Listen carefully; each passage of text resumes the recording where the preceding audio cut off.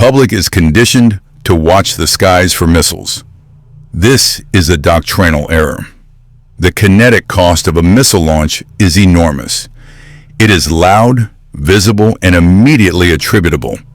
It is a legacy weapon for a legacy mindset.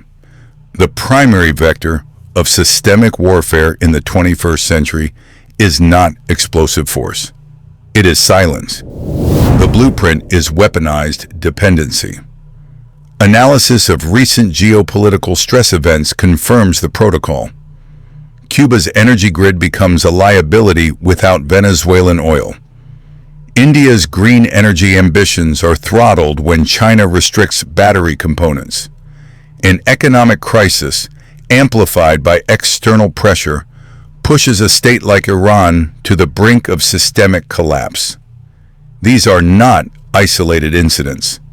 They are solvency tests. But these dependencies, energy, resources, capital, are secondary. The ultimate leverage point is informational solvency. CSIS reports detail the extreme vulnerability of the 1.3 million kilometers of subsea fiber optic cables that constitute the global internet. A single deniable cut can isolate a national economy, severing it from global financial markets. It is the economic equivalent of a tourniquet. Simultaneously, RUSI analysts confirm the viability of non-kinetic anti-satellite ASAT capabilities, dazzling, blinding, or jamming. The objective is not to create debris fields, but to induce cataracts on the enemy's orbital ISR assets. The founding father of Iron Dome spoke of a production line of surprises. This is the new production line. It is silent, unattributable, and total. This creates the blind Leviathan, a nation-state possessing immense kinetic power, nuclear arsenals, standing armies, but rendered informationally deaf and blind. It cannot confirm if it is under attack, by whom, or what the objective is. In this state of induced strategic insolvency, a launch-on-warning protocol is no longer a deterrent. It becomes the only rational response to ambiguity. Asymmetric escalation is not a risk. It is a mathematical certainty.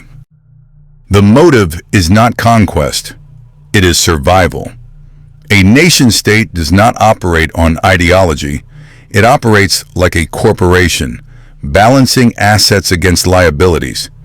When strategic liabilities, such as crushing sanctions, domestic unrest, or the kinetic cost of a conventional conflict, exceed a nation's ability to pay, it enters a state of strategic insolvency. This is the trigger. Consider the Russian Federation. Analysts at RUSI have noted that the war itself became a massive domestic liability. But this was a calculated cost. The alternative was a systemic collapse engineered by external economic pressure. The kinetic operation was not a first choice. It was a desperate, high-cost maneuver to restructure a failing strategic balance sheet and preempt a terminal solvency crisis. This is not an isolated event. It is a global protocol. The same pressure vector is being applied to Iran, where an economic crisis and military buildup are designed to push the regime to the brink. It is visible in the weaponization of dependency, from Cuba's energy vulnerability without Venezuelan oil to India's battery supply chain being controlled by a strategic rival. These are not accidents of trade. They are manufactured liabilities. When the cost of conventional symmetric response becomes infinite, a cornered actor is forced to pivot. They have no other rational move. Their only option is to find a low-cost, high-impact asymmetric vector. This is why states invest in what Israel's defense architects call a production line of surprises. Weakness doesn't lead to surrender. It forces a fundamental change in the rules of engagement. The mathematical certainty of this protocol is what makes it so dangerous. Pushing a nuclear-capable adversary into a solvency crisis systematically removes every off-ramp except the most extreme.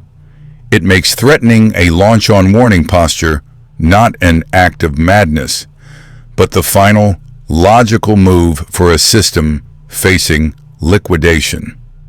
This isn't a mistake. It's a feature of the design. The kinetic cost of conventional warfare has entered a state of systemic inversion. According to analysts at the Royal United Services Institute, or RUSI, a $5 million main battle tank is now a systemic liability, neutralized by a $500 FPV drone. This is a 10,000 to 1 cost disparity. This is not a tactical evolution. It is a complete rupture in the economic model of conflict. The balance sheet of lethality has been broken. This protocol is known as the democratization of violence. It signifies the collapse of the financial barrier to entry for projecting lethal force. Any actor, state or non-state, facing a strategic solvency crisis, like Iran grappling with economic collapse, can now acquire and deploy high-impact kinetic assets at scale. The required industrial base is no longer a sprawling military-industrial complex, but a workshop. This creates what Israeli defense pioneers refer to as a production line of surprises. This asymmetric cost imposition is the primary accelerant for systemic risk. When a nation is engineered into dependency, Cuba on Venezuelan oil, India on Chinese batteries, its leadership is forced to adopt this model. They cannot afford a dollar-for-dollar arms race. The mathematical certainty of this new battlefield forces their hand. The rational response is not to build a more expensive tank. It is to weaponize the 10,000 to 1 cost advantage. They are not simply building weapons. They are exploiting a market inefficiency in the price of lethality. The theater of operations is no longer a defined battlefield. It is a network of proxy laboratories, controlled environments designed to stress test the protocol of weaponized dependency. Examine Cuba. Its systemic energy crisis, directly tied to Venezuelan oil shipments, is not an accident. It is a field study in absolute energy dependency, a control vector that can be throttled at will. Observe India's battery vulnerability. The Reliance Lithium event was a signal. It demonstrates that access to critical technology controlled by a single state actor like China can be rescinded, creating an immediate and catastrophic industrial liability. Consider Iran. Here, the protocol is in a late stage. The combination of an engineered economic crisis and direct military pressure is designed to push the regime toward a state of strategic insolvency.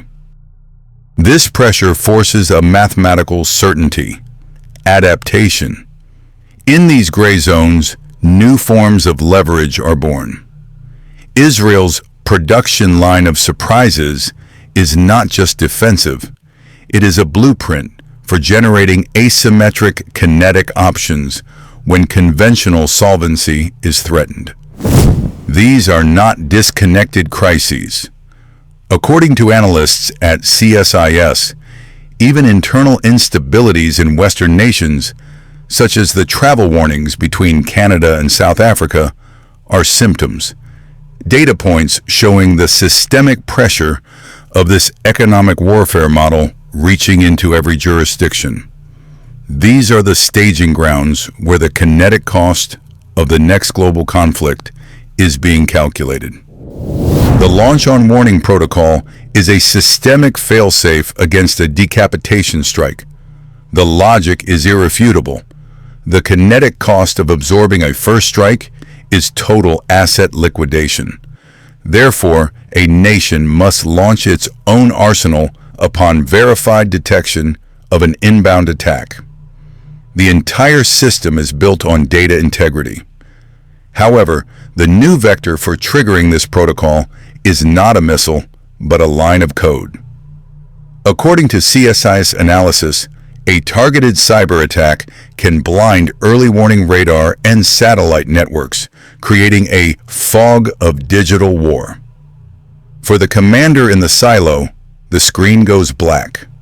The protocol's trigger conditions are now ambiguous. The choice is no longer between waiting for confirmation and retaliating. The choice is between launching based on the absence of data or betting national solvency on the hope it's a technical glitch. In this state of engineered uncertainty, launching becomes the only rational response to a perceived systemic attack. The protocol of strategic insolvency is now active. As Iran's clerical regime is pushed to the brink by economic crisis, its response vector becomes a mathematical certainty. A cornered actor does not capitulate. It escalates asymmetrically. Analysts at CSIS confirm this is not a contingency, but a core doctrine for states facing a solvency crisis. The next phase is not kinetic war, but a calibration shot. It is designed to test response protocols and demonstrate leverage with plausible deniability.